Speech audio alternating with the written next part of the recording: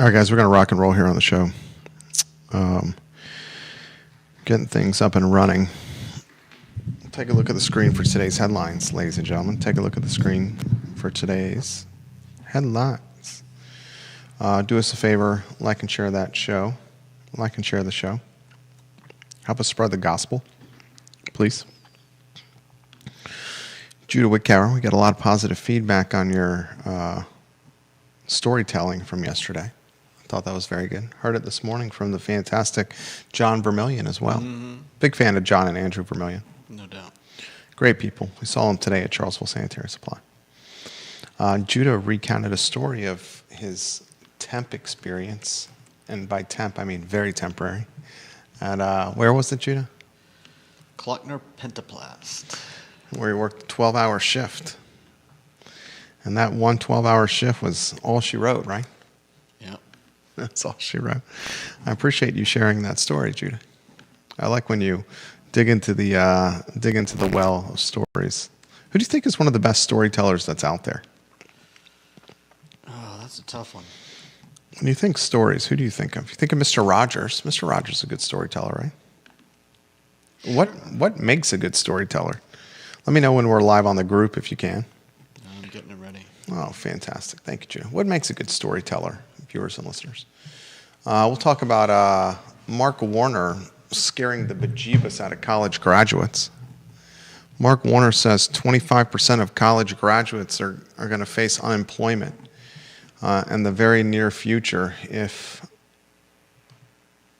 the government doesn't intervene with artificial intelligence and its usage. I do think that we are, what did you call it? I mean, this is the industrial revolution, a digital version of it. Yeah, in a manner of speaking. I am nervous for a lot of people. Yep. If you don't have a nuanced skill set, you will face some job difficulty, viewers and listeners, just because the labor has gotten so expensive for the small business owners that are out there. Like and share the show. If you're watching on Facebook, hammer that like button. Share the show if you could as well. How about a holiday makeover for the Amtrak station? That's something that's interesting. Man, some of these headlines are tiny. I guess there was a lot of words in the headlines. Is that why, Judah? Probably. Okay. All right. How about 15 football players landing on the All-ACC team? Are we live on the group, J-Dubs? Not yet. What's? Are we going to get that up? Yeah. Okay. I had to search for content. Okay. Is that going to be live? Yes. Okay, fantastic. Stockhausen, Robert Stockhausen. Love Rob Stockhausen, watching the program. He's a good man, Rob Stockhausen. All right, we can rock and roll when you're ready there, Judah. Subscribe to the show on YouTube. Hammer the like button, the thumbs up button. Subscribe to the show on YouTube. Hit the thumbs up button on YouTube, viewers and listeners. All right, Judah, the viewers and listeners want to see your face. Goodness gracious. Well, they're getting yours instead. Quiet on the set. Did you get the group up? Yeah. Ah, you're a good man.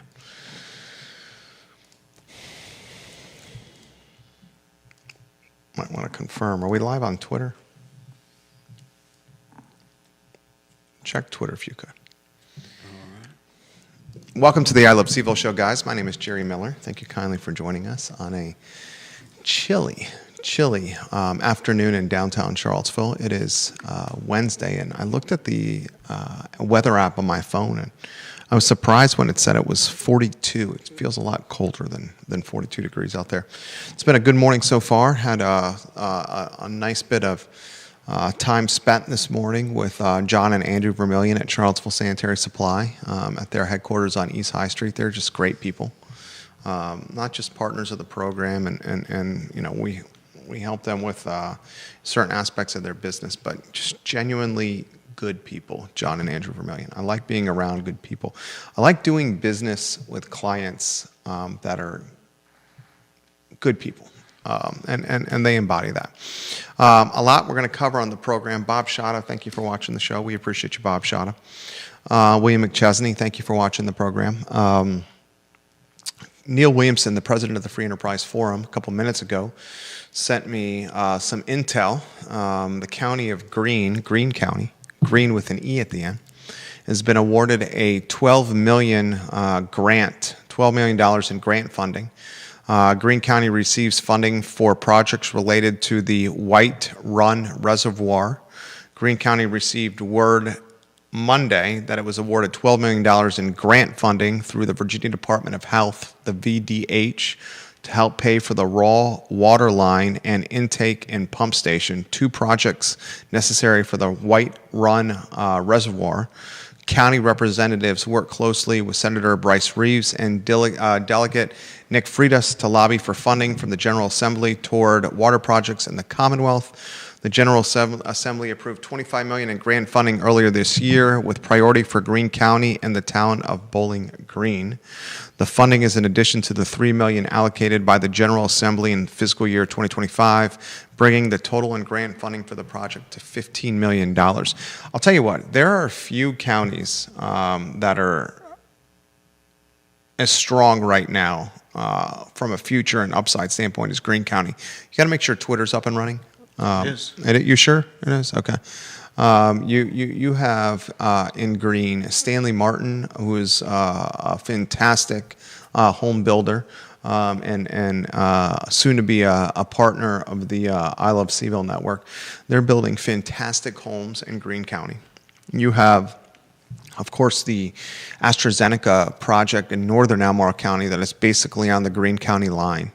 So there's going to be a lot of job opportunity, whether it's construction, whether it's the $125,000 average salary for the 600 workers at AstraZeneca needing a place to live. I'm extremely bullish on the upside, ladies and gentlemen, of Greene. And now they get some funding for water.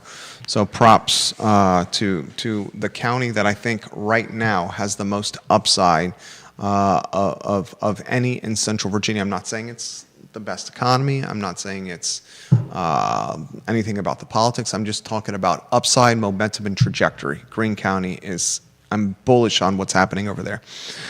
Judah Wickhauer, why don't we go to a studio camera and then a two-shot. We're going to talk Albemarle County and whether there's a need for a fourth high school and the price tag that comes with that fourth high school. Goodness gracious, Judah, roughly $250 million for a fourth high school.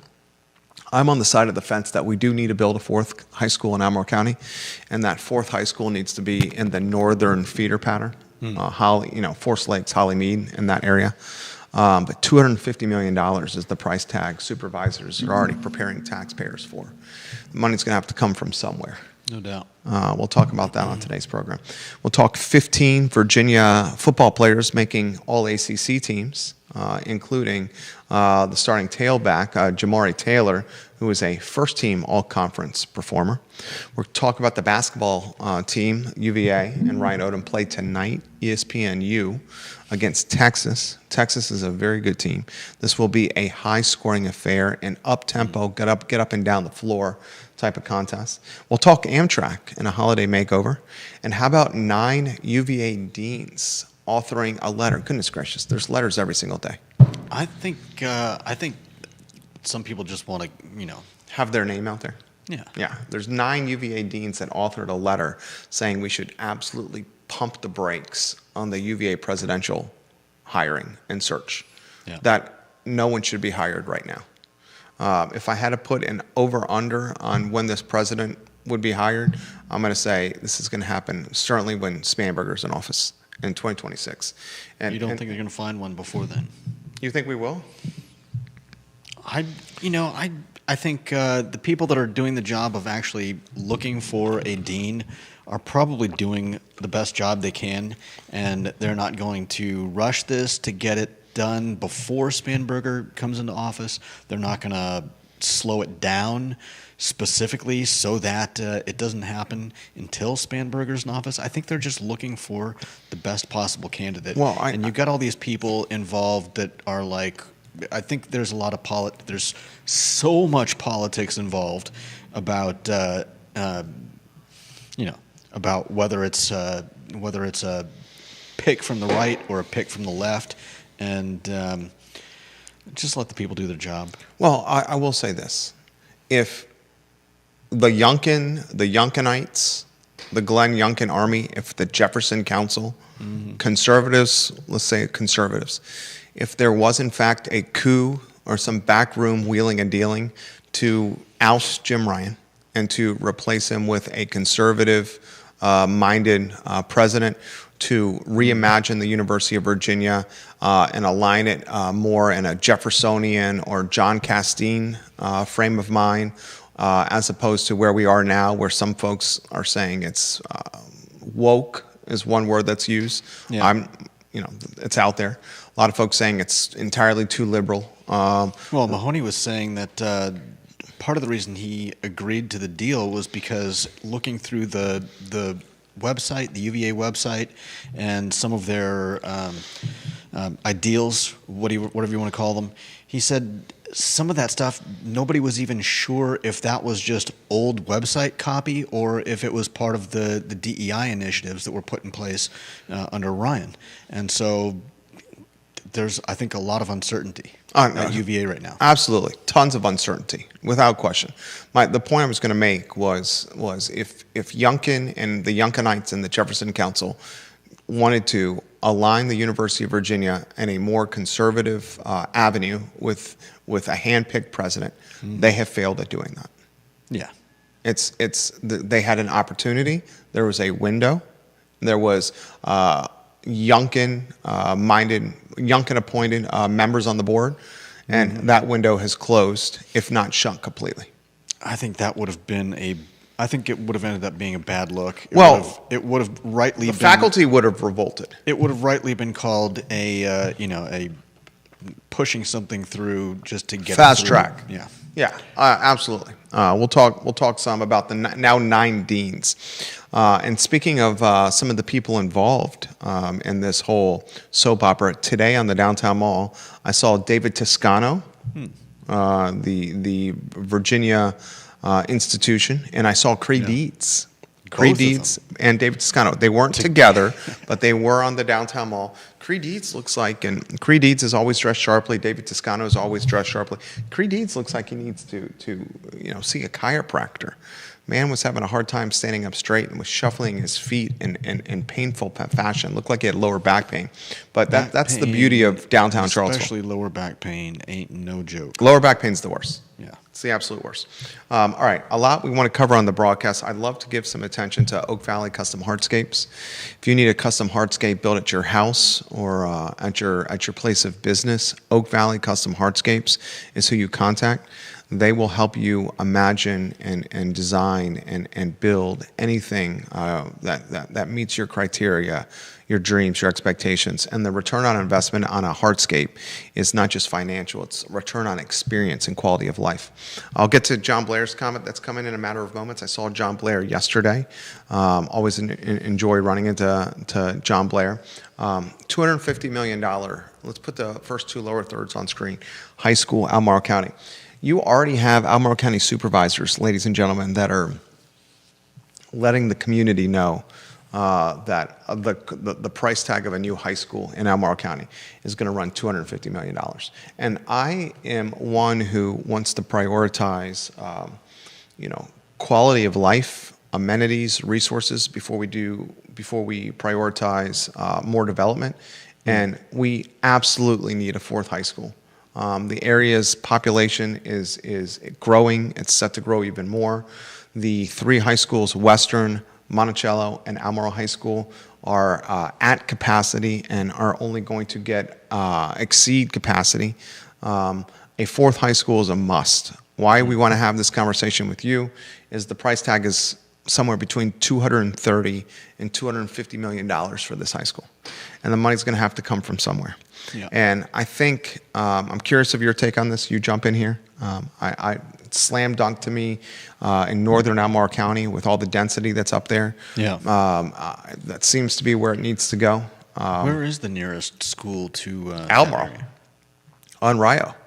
Wow. You're talking about for Forest Lakes or Hollymead? I mean, you think about that is a long commute. That is quite a drive. For the folk. I mean, especially if it's during rush hour. Route 29 at that time? Yeah. I mean, morning and post school. I mean, goodness gracious, great balls of fire. $250 million for that high school, only getting more expensive. Judah Whitcard, jump in with any conversation. Yeah, I mean, I think you've made a good argument. Just the fact that that the Hollywood area doesn't have anything. You're right. That's probably the place to put it. And the question is, where does that money come from? Does Virginia government provides some money for some things? Does that include schools? Oh, of course. Yeah, absolutely. And the top line item on Albemarle County's yearly budget is schools. Yeah. So it'll be a collaboration, but the funding is going to involve the purchasing of land, the construction, the building, the staffing, redistricting. Yeah, a lot of kids. I mean, this is a massive project school board members and supervisors have in front of them. Redistricting is never fun. No. More staffing, more payroll, more capital expenses, more construction costs.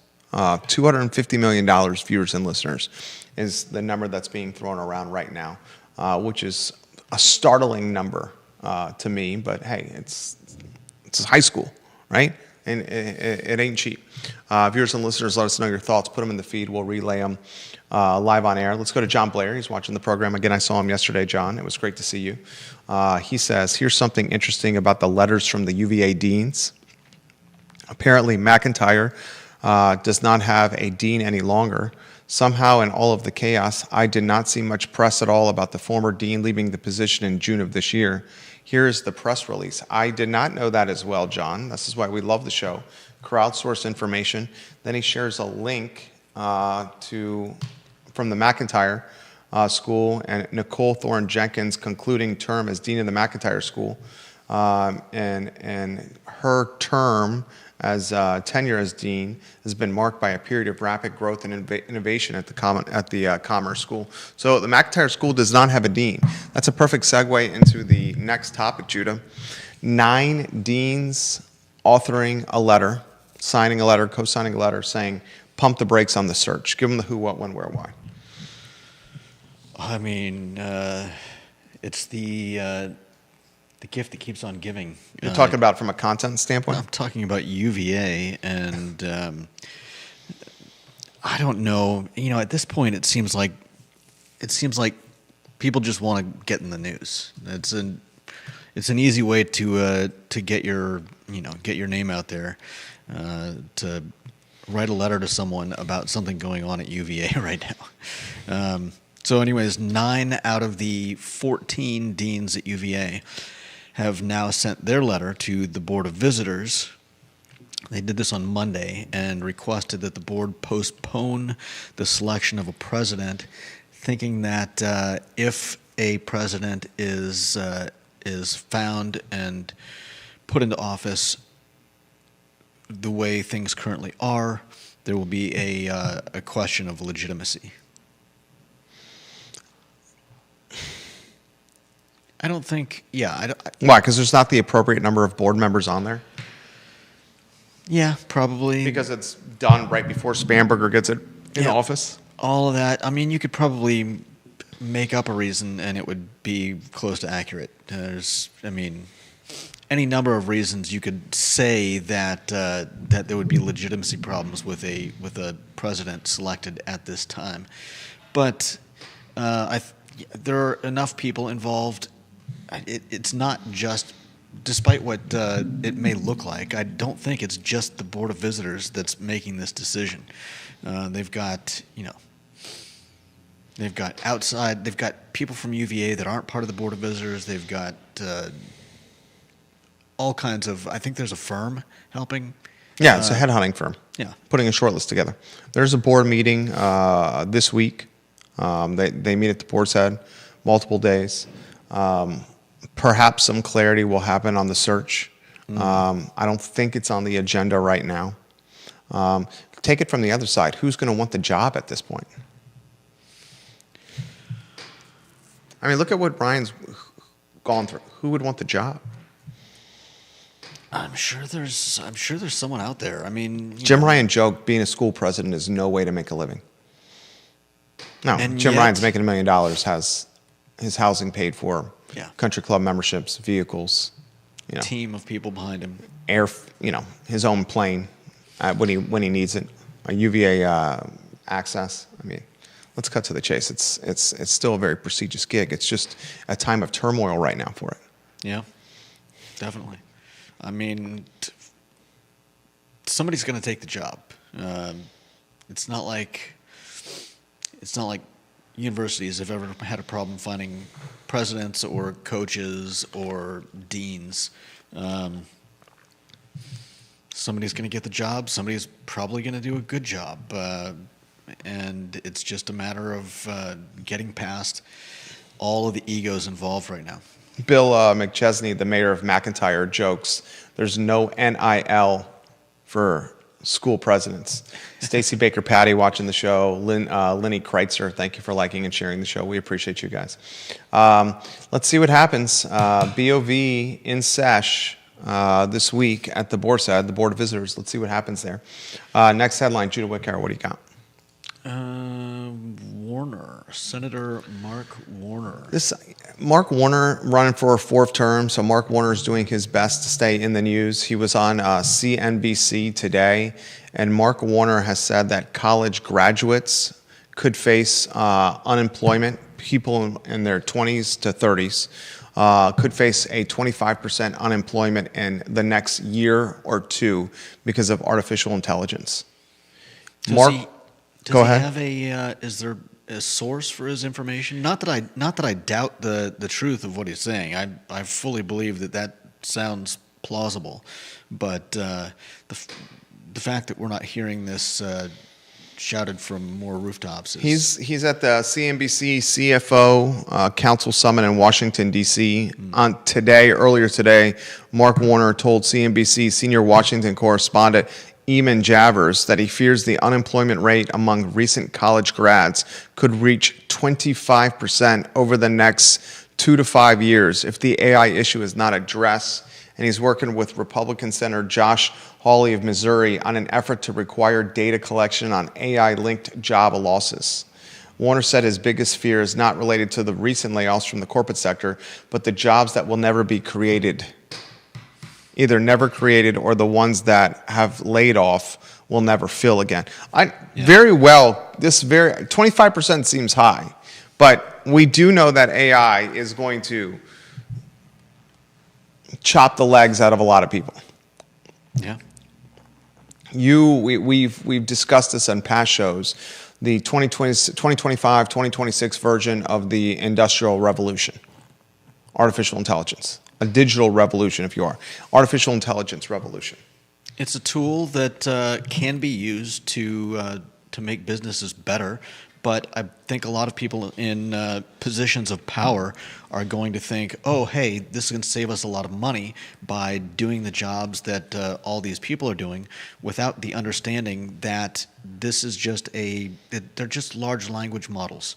This isn't actual AI. This is not going to replace someone's job. It will help someone do their job better, but it requires an understanding of the underlying, whether that's writing or coding or whatever you're using it for. You have to check the work that comes out of these systems. They are not always correct, and they're not going to run your business for you. I totally agree with you, but I'll also dovetail or add to that the artificial intelligence and the technology will only get stronger and better and more ubiquitous and more approachable and easier to use, more sophisticated, more intelligent. Yeah. We are at early stage of it. It's going to get stronger. But the question of whether it will ever reach actual AI status is I think, a matter for hot debate. Yeah, that's where you and I disagree. What we have now is not even intelligence. It's, counsel. Look up large language models. It's about prediction. It's not about It's not about thought or ideas or It's using a tool that is good at predicting language, and so you can ask it to do things, and it will do those things. But oftentimes it'll Screw things up. it'll screw things up. It'll misquote. Yeah. It'll tell you that my sister has a name for her Chat GPT, and she asks it questions, and then she's like, "Hey, you like completely got this wrong. Like you told me some place that wasn't even like." She'll be asking for a place to go, eat, and it'll give her places that aren't open. It'll give her like places. What's the name of her Chat GPT? I think it's something Chuck, Chuck Wagon. I don't remember. Something to do with Did you Chuck. give her a hard time for that? She told me what my parents and them wanted to have for dinner one night. So I come over. She's like, "Hey, Mom wants you to start cooking." I'm like, so I'm looking at my mom. I don't see any recipe anywhere. So I'm like, I asked her, send me the recipe. So she sends me a screenshot. All it's got are the instructions, and I'm like, this isn't the recipe. I also need the amounts that go into it. How much salt? How much flour? Whatever. And so she sends me a screenshot of Damn it, Chuck. of the what's in it. But this was supposed to be. It was something like beef tips in herb sauce. Sounds really good, but all it had me make were the beef tips. There was no herb sauce. I'm like, could you send me the recipe? She's like, oh, it's just something that Chuck gave me. And I'm like, so you don't even have a recipe?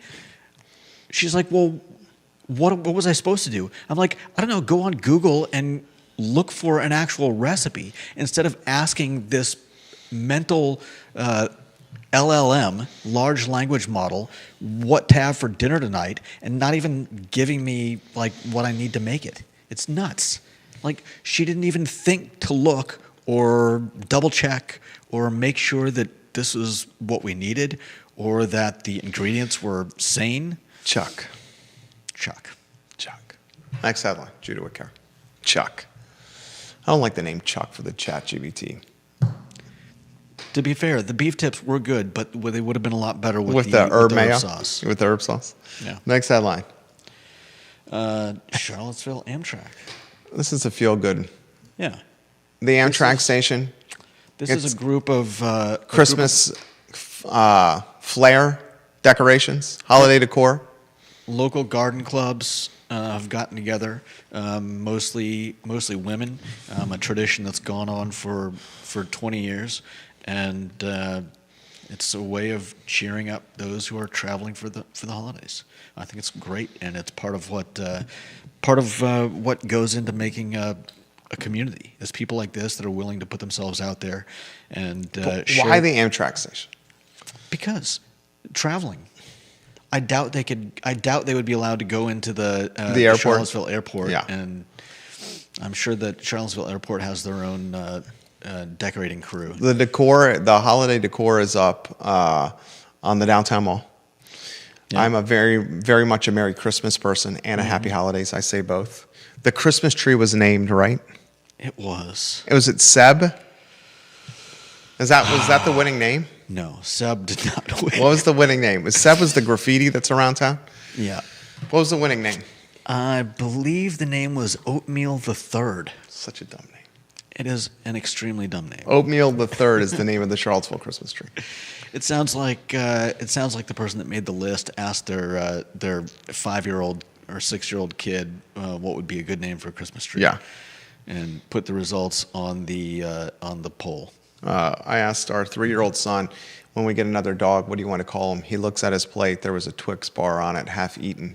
He goes, I want to call the dog Chocolate. Like, thank you for the suggestion. That's like Oatmeal the Third. Oatmeal the Third. Oatmeal the Third. And the really sad part about Oatmeal the Third is that it's not just a joke name. It's the third because apparently Charlottesville has called their Christmas trees Oatmeal before. Yeah, unbelievable. Well, the last two headlines, UVA sports related. I think so. 15 Virginia football players make the All-ACC team. 15 Virginia football players make the All-ACC team. Jamari Taylor, first team. Brady Wilson, the center. Jamari Taylor, of course, the running back, first team. Brady Wilson and Daniel Sparks, center and punter, make second team. Trell Harris, Boley, the offensive tackle. Josie, the offensive guard. Cam Robinson, the linebacker. And Devin Neal, third team. Chandler Morris on the honorable mention team. First team in our mind, first team in our books is Conan Owen in Sir Speedy of Central Virginia. You have a logo and you need an application for it. Conan Owen in Sir Speedy of Central Virginia, or who you call, locally owned and operated. He is a Darden graduate, Sir Speedy of Central Virginia. 15 guys on this $30 million roster make all ACC, and Virginia's playing Duke in the ACC championship. What a historic run this has been. One of the best seasons in Virginia football history, and can be the best because there's still a lot of football left to be played. And speaking of UVA athletics, the next headline, the basketball team's in action tonight against Texas. 9:15 tip on ESPNU. Texas has scored over 100 points already this season. They run and gun and get up the floor quickly. There will not be many shot clock violations, if at all, in this contest, folks, as these two teams are looking to get up and down the court and put points on the board. This is a special game for Ryan Odom. This is a special game for Chance Mallory. This is a special game for a team that has a lot of upside, and it's a test for Virginia. 9:15 tonight. Judah Wickower carried the show today. My name is Jerry Miller. This is the I Love CVille show, guys, on a Wednesday afternoon. Thank you for joining us, Solo.